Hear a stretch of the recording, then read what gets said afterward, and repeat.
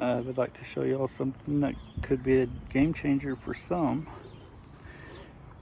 You know, router bits are extremely expensive. 40, 50, 60 bucks just for one bit. That's insane.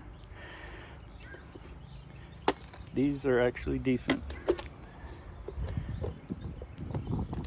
For 50 bucks, you get 35.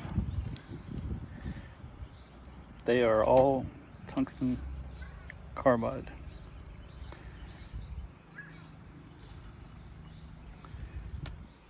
Get your tools, extra bearings.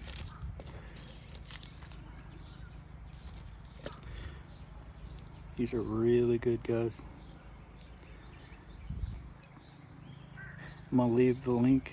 If you're on YouTube, it'll be in the comments. If you're on TikTok, it'll be down below.